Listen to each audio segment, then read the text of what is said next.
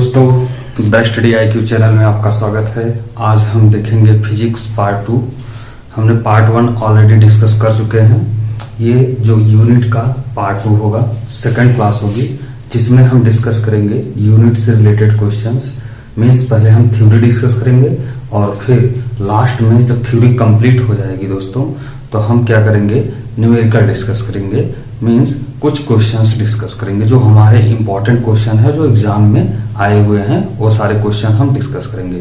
दोस्तों, यदि चैनल अच्छा लगे तो चैनल को सब्सक्राइब श्योर कर लें, जिससे कि आपसे मोटिवेशन मिले और नेक्स्ट वीडियो बनाएं। ठीक है। और यदि वीडियो अच्छी लगे तो वीडियो को लाइक करें और शेयर करें और अपने दोस्तों को बताएं। तो दोस्तों, आज हम पार्ट 2 देखेंगे। NTPC रेलवे, ये स्पेशली NTPC रेलवे के लिए बनाई जा रही क्लासेस, और फिजिक्स सेकंड क्लास है, यूनिट का सेकंड क्लास। ये यूनिट चैप्टर चल रहा है, मीन्स मात्रक चल रहा है। यूनिट चैप्टर चल रहा है, मात्रक। ठीक है। फर्स्ट, ये सेकंड क्लास है। हमने फर्स्ट क्लास में ये बताया कि मात्रक क्या होते हैं, CGS पद्धति क्या होती है, FPS पद्धति क्या होती है और MKS पद्धति क्या होती है, और ये किस किस कंट्री में चलता है, ये पहली क्लास में बताया। तो MKS, CGS और FPS पद्धति ये अलग अलग कंट्री यूज करती थी, लेकिन बाद में पता चला कि नहीं, ऐसे अलग अलग अगर कंट्री अपना मात्रक या यूनिट यूज करेंगे तो बाद में बहुत ज्यादा प्रॉब्लम क्रिएट होगा।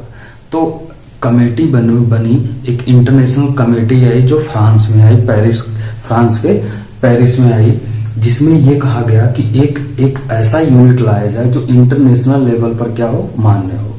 तो फिर क्या हुआ कि उसमें SI यूनिट लाया गया, इंटरनेशनल सिस्टम ऑफ यूनिट लाया गया, SI यूनिट लाया गया। बेसिकली जो SI यूनिट है वो कहाँ से लिया गया था, वो MKS पद्धति से लिया गया था। कहाँ से लिया गया था दोस्तों, MKS पद्धति से लिया गया था SI यूनिट। FPS पद्धति ब्रिटेन में चलता है और CGS पद्धति इंडिया में चलता है, इंडिया लोग फॉलो करते हैं। ठीक है। लेकिन MKS पद्धति, कुछ चीजें जो है MKS पद्धति से SI यूनिट लिया गया और इंटरनेशनल लेवल की एक मात्रक बनाया गया, यूनिट बनाया गया। फिर बना गया कि जब SI यूनिट बन गया तो उसमें दो चीजें आई। ठीक है। एक होता है कि बेसिक यूनिट आई, जिसको हम बोलते हैं आधारित मात्रक। एक कौन सी है दोस्तों, बेसिक यूनिट आई। ठीक है। जो कितने टाइप के होते हैं, 7 टाइप के होते हैं। बेसिक यूनिट कुल कितने टाइप के होते हैं दोस्तों, 7 टाइप के होते हैं। और एक आई सप्लीमेंट्री यूनिट। सप्लीमेंट्री यूनिट आई, और सप्लीमेंट्री यूनिट कुल कितने टाइप के होते हैं, 2 टाइप के होते हैं। देखिए, पहला है बेसिक यूनिट, जिसको हम बोलते हैं आधारी मात्रक। दूसरा आया सप्लीमेंट्री यूनिट, जिसको हम बोलते हैं समपूरक मात्रक। तो समपूरक मात्रक 2 होते हैं, जिसको हम बोलते हैं रेडियन और स्टेरेडियन जो मात्रक होता है। मीन्स प्लेन एंगल, समतल कोण, और ठोस एंगल मीन्स सॉलिड एंगल, ठोस कोण या सॉलिड एंगल। तो जो समतल कोण है उसका जो मात्रक है वो कल मैं बेसिक यूनिट पूरा डिस्कस कर चुके हैं दोस्तों। यदि आप फर्स्ट वीडियो नहीं देखें तो सेकंड वीडियो बिल्कुल समझ में नहीं आएगा, तो फर्स्ट वीडियो श्योर जाकर देखें कि फर्स्ट वीडियो में क्या पढ़ाया गया है। सेकंड वीडियो में यह है कि बेसिक यूनिट हमने पढ़ा चुके हैं। बेसिक यूनिट में 7 टाइप के होते हैं। इन्हीं 7 यूनिट का यूज करके हम जितनी भी दुनिया में जितनी भी यूनिट चल रही हैं, इन्हीं 7 यूनिट का यूज किया गया है और एक अलग यूनिट बनाया गया है। मतलब जो मेन यूनिट है ये 7 यूनिट है। ठीक है। और अगर एंगल के बाद देखें, मीन्स कोण के लिए देखें, सॉलिड एंगल या प्लेन एंगल के बारे में देखें, तो वो सिर्फ 2 टाइप के होते हैं। ठीक है। एक होता है, कौन सा होता है, प्लेन एंगल मीन्स समतल कोण। एक होता है सॉलिड एंगल मीन्स ठोस कोण। प्लेन एंगल का जो होता है, देखिए, समतल कोण प्लेन एंगल, समतल कोण प्लेन एंगल होता है दोस्तों। और ये होता है, इसका मात्रक होता है जो रेडियन। इसमें कोई बीमा नहीं होती है। जो सप्लीमेंट्री एंगल होता है दोस्तों, इसमें कोई बीमा नहीं होती है, ये बीमा लेस होती है, मतलब बीमाहीन होती है। ठीक है। लेकिन बेसिक यूनिट में बीमा होती है, बेसिक यूनिट में बीमा होती हैं। तो ये बेसिक यूनिट में बीमा होती है, ये 7 में बीमा होगा। और जितने भी डेराइव होंगे, जितने भी व्युत्पन्न मात्रक होंगे बेसिक यूनिट से, उनके भी बीमा होंगे। लेकिन समतल कोण समपूरक कोण के बीमा नहीं होते हैं। तो समपूरक कोण के देखिए समतल कोण में प्लेन एंगल होते हैं, ठोस कोण में सॉलिड एंगल होते हैं, और इनके दोनों के जो मात्रक होता है वो रेडियन होता है और स्टेरेडियन होता है। कौन सा होता है? रेडियन होता है और स्टेरेडियन होता है।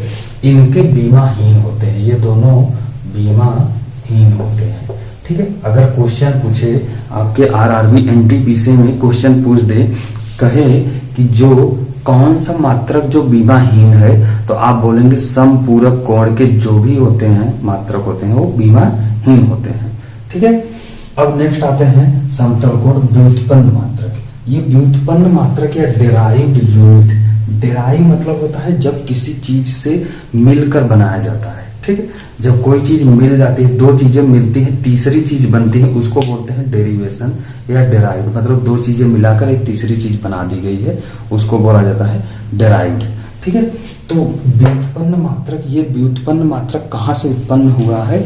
इसी बेसिक यूनिट से, इसी आधारी मात्रक से उत्पन्न हुआ है। कौन सा?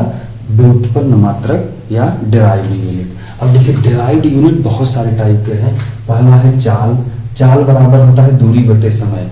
अब दूरी जो लिया गया है, वहां पर जो बेसिक यूनिट में दूरी को लिया गया था मीटर और समय को लिया गया था सेकंड। आप जाकर वीडियो देखें, दूरी को लिया गया था मीटर और समय को लिया गया था सेकंड। तो मीटर सेकंड पावर -1। अगर बीमा हमेशा निकालने के लिए तीन मेन चीजें जरूरत होती है दोस्तों, जैसे एफपीएस पद्धति में, एमकेएस पद्धति में या सीजीएस पद्धति में तीन चीजें होती थी। एक होता था दूरी, एक होता था द्रव्यमान और एक होता था टाइम। ये तीन चीजें होती थी।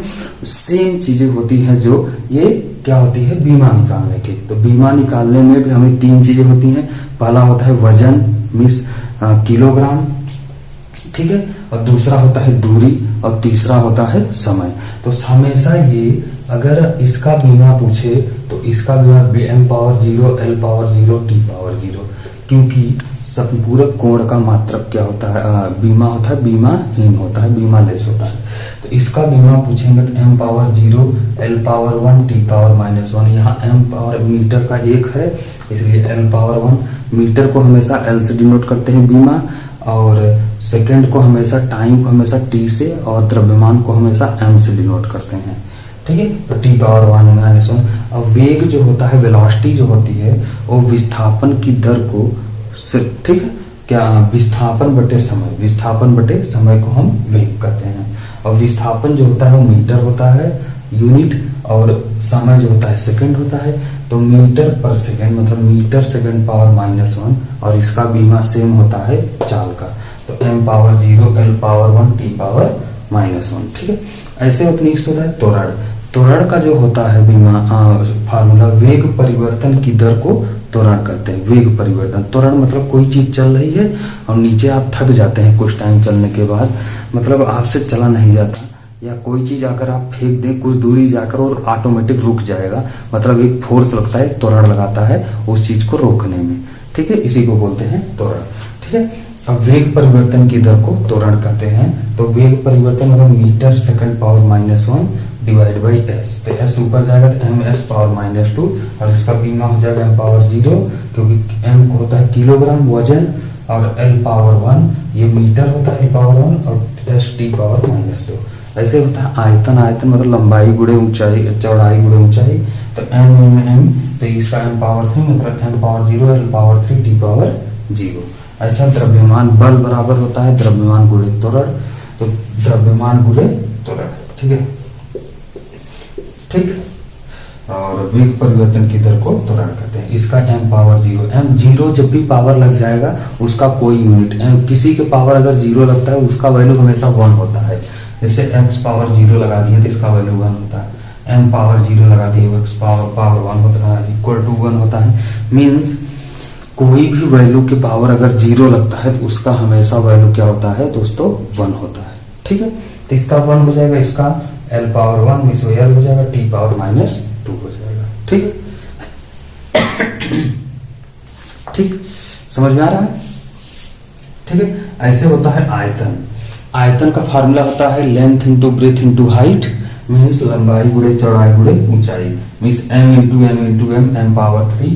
तो m सिर्फ m है और m मतलब दूरी का बीमा क्या होता है, l से डिनोट करते हैं। किससे डिनोट करते हैं, l से रिप्रेजेंट करते हैं। तो यहाँ l पावर 3 हो जाएगा और m पावर 0 और t पावर 0 हो जाएगा। ठीक है। ऐसे ही बल, बल मतलब होता है द्रव्यमान गुणे त्वरण। द्रव्यमान को हम किलोग्राम और त्वरण को इसका बीमा वो फार्मूला होता है, मात्रक होता है मीटर सेकेंड पावर -2।